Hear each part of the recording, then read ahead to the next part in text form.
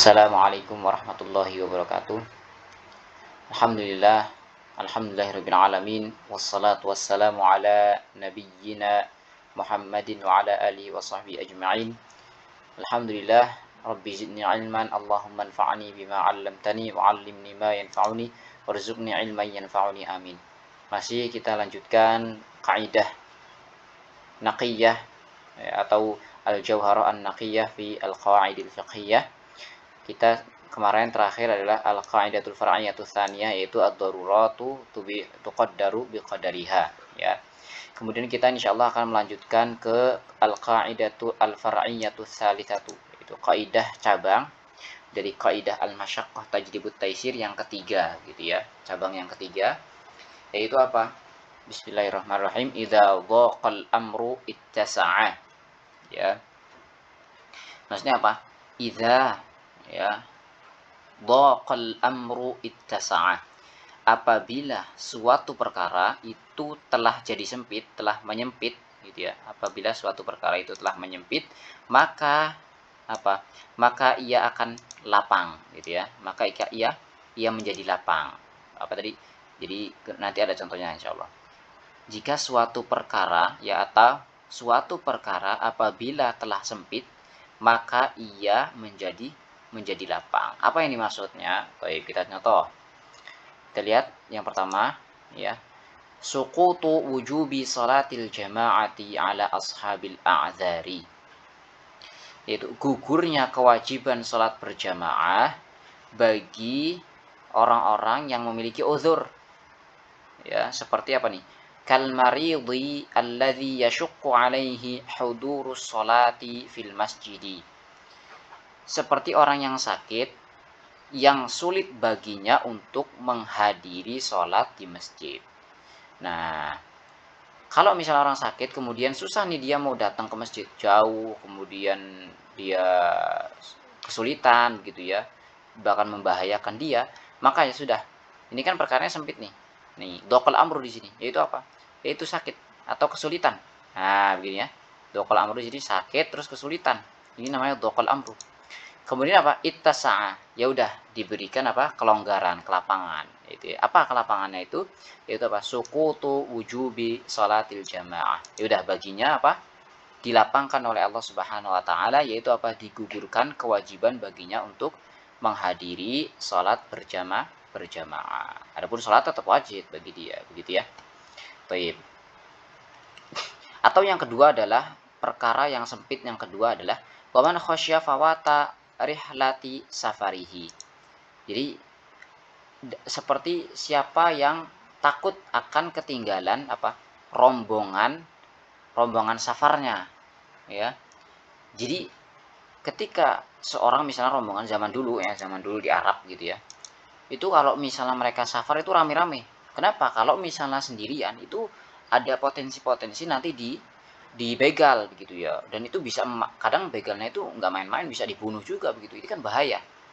Nah, kalau misalnya orang nih misalnya sudah datang waktu sholat, kemudian pada saat itu qadarullah rombongan safarnya mereka berangkat dan dia takut ketinggalan. Kalau takut ketinggalan ini kan kondisinya sempit ya. Takut ketinggalan nih. Kalau misalnya nanti ketinggalan, kemudian dia nanti berangkat sendiri, itu kan bahaya, bisa dibegal, kemudian bisa mati, gitu ya. Dulu ya mungkin sekarang juga banyak terjadi di beberapa daerah gitu seperti itu. Maka dalam kondisi semikian, dia sempit nih, susah. Maka Allah lapangkan baginya, Allah mudahkan. Ittasa'a, ya sudah, Allah berikan kemudahan, kelapangannya itu apa? Sukutu wujubi salatil jamaati.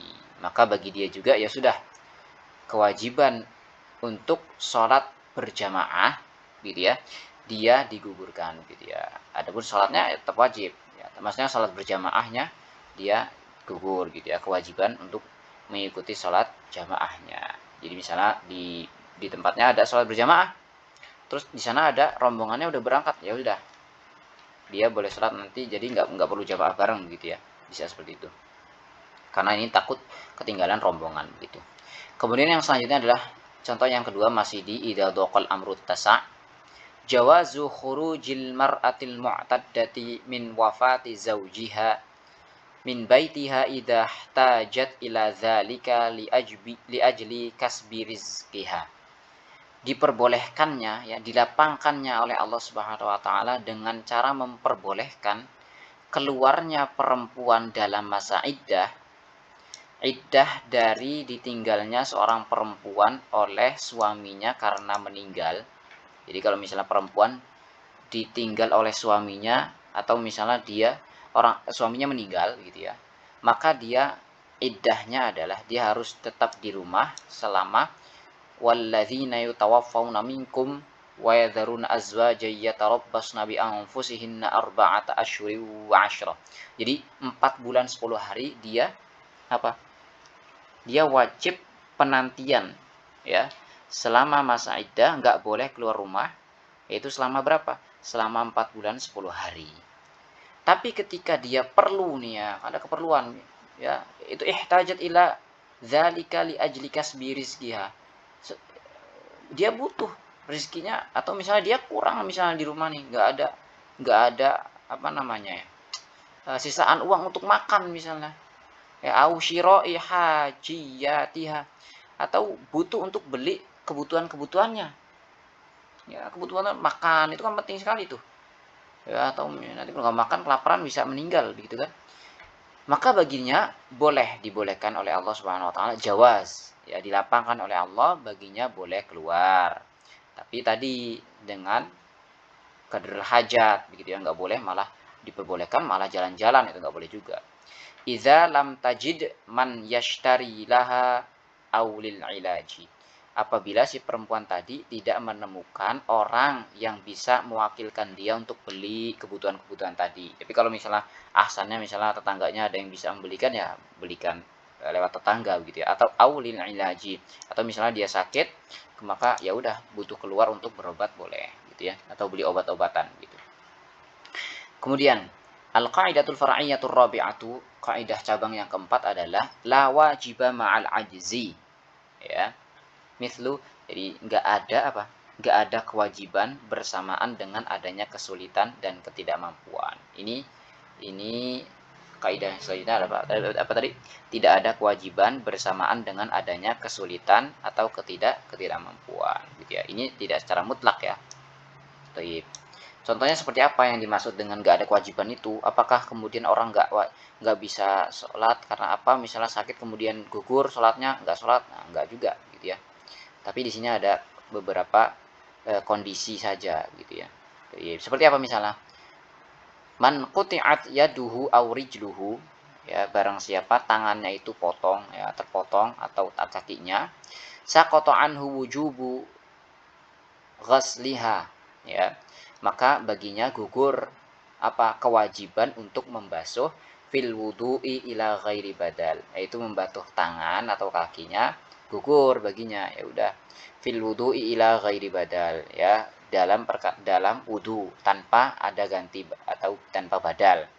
Jadi nanti ada khilaf di sini ya. Nah, jadi kalau misalnya tangannya nggak ada nih atau kakinya nggak ada, ya udah mau dibasuh yang mana kan nggak ada gitu, maka ya udah gugur baginya, dan itu tanpa badal. Jadi ada sebagian apa namanya kondisi seperti misalnya kayak tadi ada jabiroh atau di lengannya ada di tangan patah itu ada pembalut untuk lengan patah gitu ya, maka ada pendapat dari ulama Syafi'iyah ya, yaitu apa? Yaitu ya udah dia nanti setelah selesai wudhu dia tayamum ya untuk menggantikan anggota yang tadi nggak bisa dibasuh begitu ya. Walaupun nanti ada sebagian ulama seperti Hanafiyah, ya udah nggak apa-apa, yang nggak bisa tadi yang lengannya patah kemudian dia dibalut tadi udah cukup diusap, nggak perlu diganti tayamum. Nah, tapi ada sebagian pendapat yang harus tayamum juga ya, bahkan ada yang mengatakan wajib setelah selesai wudhu kemudian tayamum sebagai pengganti tadi bagian yang nggak bisa dibasuh begitu ya. Tapi kalau di sini ini sebagai contoh, man quti'at yaduhu aw rijluhu, ya udah la wajiba ma'al ajzi, ya nggak ada kewajiban baginya. Kewajiban apa? Kewajiban untuk membasuh tangannya tadi atau kakinya, karena apa? Karena ajiz, karena tidak mampu. Yang mau atau yang bagian mana yang mau di apa namanya yang mau dibasuh kan begitu. Kemudian yang kedua, malam yajidin nafaqata allati tusiluhu ila makkata lil haji. Barang siapa tidak menemukan nafkah atau tidak punya nafkah atau tidak punya fulus gitu ya, yang mengantarkan dia ke Mekah untuk haji, maka apa kondisinya? Ini ajiz kan ini, nggak mampu kan? Ya udah, saqata anhu wujubul haji. Maka baginya gugurlah kewajiban apa? Kewajiban haji. Maka haji itu bagi yang mampu saja begitu. Kalau nggak ada ya udah, gitu ya. Taib. Mungkin itu saja. Mudah-mudahan besok kita bisa lanjutkan ke kaidah yang keempat. Sallallahu wasallam ala nabiyyina Muhammadin wa ala alihi wa sahbihi ajma'in. Wassalamualaikum warahmatullahi wabarakatuh.